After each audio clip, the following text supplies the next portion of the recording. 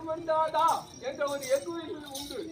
அதை மல்லர்கள் அந்த இமயமலை சாரணியிலே வைத்திருக்கிறார்கள்.